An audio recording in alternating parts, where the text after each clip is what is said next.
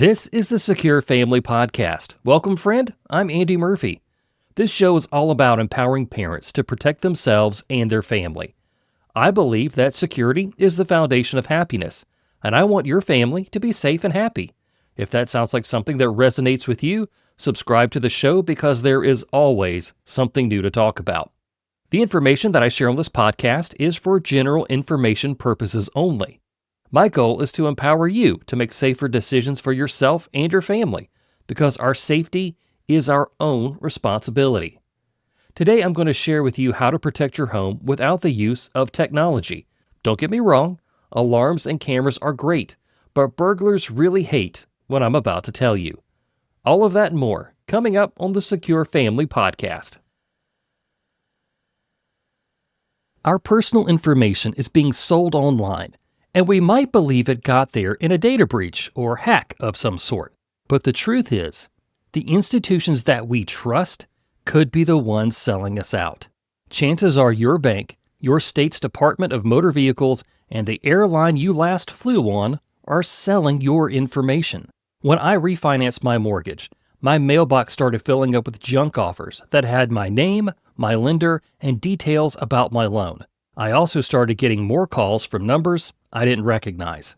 If these trusted institutions are profiting from our information, who's left to protect us? As I've said before, it's up to us, and Delete Me can help us get some of our privacy back. Right now, you can get 20% off your Delete Me plan when you go to joindeleteme.com/dad and use promo code DAD at checkout. That's joindeleteme.com/dad, code DAD. Delete Me is a sponsor of the Secure Family Podcast.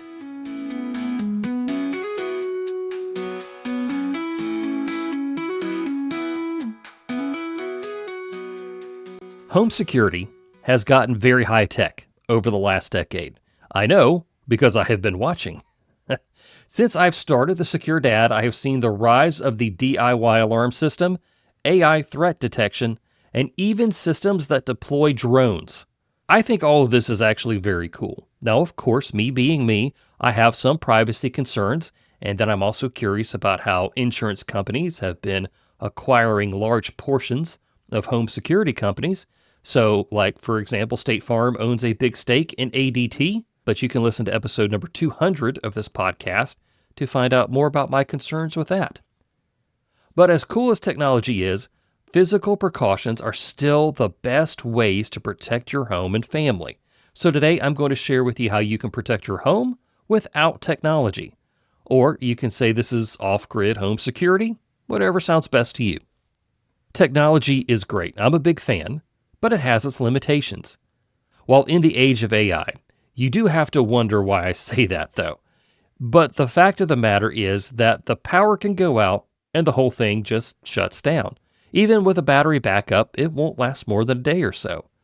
And then what happens if the Wi-Fi goes out? Some systems still have like the 4G LTE backup, but you'd be surprised that some brands don't have that. Some of these knockoff ones don't get that. And I am actually genuinely surprised that there has not been a ransom attack that has taken down a large portion of some company's system. That's just amazing it hasn't happened yet. Not to mention, savvy criminals now know how to bypass alarms and cameras. They can use jammers to do this. Well, that's another thing that's really happened over the last 10 years that I have seen the rise of, is that technology has bred more technology-savvy burglars. So the escalation here is crazy. And that's why I feel that physical security is still the best way to protect your home. I'm not saying that you shouldn't have an alarm system or cameras. I'm just letting you know that a camera isn't going to stop someone from kicking in your door or come off the wall to help you if you're being assaulted in your own home. Those are the facts. So let's talk about defending your home's entry points. You need to have strong doors. FBI statistics for a very long time have said that the most common way a thief enters your home is through the front door. Replace your hollow core doors with solid wood or steel doors if you have the budget for it. And make sure that you have a high-quality deadbolt that is at least a grade 1. And buy a name brand lock, and no, Yale is not a name brand lock. But I do have a budget-friendly tip for you. Right now, for about $3, you can get 2.5 to 3-inch wood screws to replace your current door hardware. On the door frame is the often forgotten strike plate. This is where the deadbolt lock really gets its strength from. This is the portion that actually fits into the door frame where the deadbolt slides into the frame and keeps the door from opening. People forget that when somebody kicks down a door, it's the strike plate and the door frame that splinter into pieces. It's not the deadbolt that fails, it's the strike plate. So by replacing the standard screws with longer ones, the strike plate's resistance will be greatly increased, meaning that your door will withstand a few kicks. And while you're at it, for a few bucks more, you can upgrade to a security strike plate that has more anchor points for more long screws and is just wider than the standard strike plate. These security strike plates dissipate the force of a kick-in attack on a door, making it more resistant to being forced open. Another thing that I suggest that families do frequently is to get a secondary lock for their front door. And I'm a big fan of FlipLok. You guys know this. Now, this is a secondary lock that easily installs on any door that gives it extra strength in a kick-in attack and will even help if your locks have been picked. So somebody could pick your deadbolt and the knob lock, but they still won't be able to get past the FlipLok because they most likely don't know that it's there. But the FlipLok can activate in less than a second and can withstand up to more than 1,600 pounds of force. It's a great way to multiply the fortification on any exterior door. Now, if your home has a sliding glass door, you're going to want to secure it beyond the little tiny lock that's on it. Now, I suggest that you get a 2 to 3 foot dowel rod to place in the track of the door on the inside. By laying it flat on the track, it prevents the active door from sliding open, and this simple measure can be done in about 10 seconds. If you're concerned about someone breaking a window, especially one that is around your front door, then there is a great DIY project for you. 3M makes this window anti-shatter film that will prevent people from getting through a broken window. Now, the window will still shatter, but it will remain in place. And this is a great way to keep out burglars, but it would be a real pain for the fire department who may be getting in to try to save you, so there is a trade-off to consider. If you've listened to this show for long enough, then you know what I'm about to say, and that is that security does not start at your front door. Home security starts at the street. That means that we need to begin to protect our family at our property lines. Now, I know you may think, hey, Andy's going to tell me to dig a moat that's going to have sharks in it. And while that would totally be cool, I don't think your HOA is going to agree with it. But believe it or not, one of the best things that we can do to protect our home is actually add lighting to it. I love lighting for home security. Not only is it a great deterrent, it actually boosts the curb appeal of your home, which your HOA will like. If a burglar thinks that they can be seen approaching your property or while they're on your property, then they're not going to step foot on it. They'll try another home, one that's darker, and maybe it's your neighbor's, but that's not your problem. One of the easiest ways to keep somebody from trying your doorknob to see if your front door is unlocked is to light up your front porch. You can do this by turning on your porch light every night. You can just get into the habit of flipping the switch before you go to bed. This will illuminate your entryway and the front part of your home, and that will hopefully keep the wrong people off of your stoop. Now, you can also invest in a dusk to dawn light bulb that will turn on and off with the rising sun. But that might be considered too technologically advanced for some critics of this episode, but it doesn't use Wi-Fi or Bluetooth, so I say we're good. These light bulbs will cost about $15 for 2 of them. You simply screw them into the socket, you flip the switch on once, and you're done. The light bulb takes care of the rest. I've also had listeners rave about gravel walkways around their home. The sound of gravel moving under someone's feet can alert you to any unwanted visitors. I do think that this is a great idea. If that's in your budget and that is something that you think will add curb appeal to your home, I think you go for it. And of course, fencing is a great way to define your property and determine the intent of anybody who tries to cross them.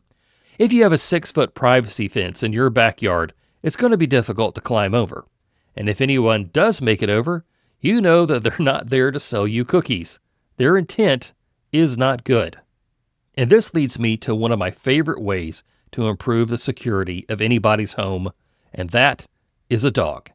Dogs are great for so many reasons, but they can actually help you protect your home. Now, I don't want you to think that your 9-year-old Basset Hound is going to save you from a knife-wielding murderer. Chances are that's not going to happen. Unless your dog has been trained by professionals, they will most likely not physically defend you.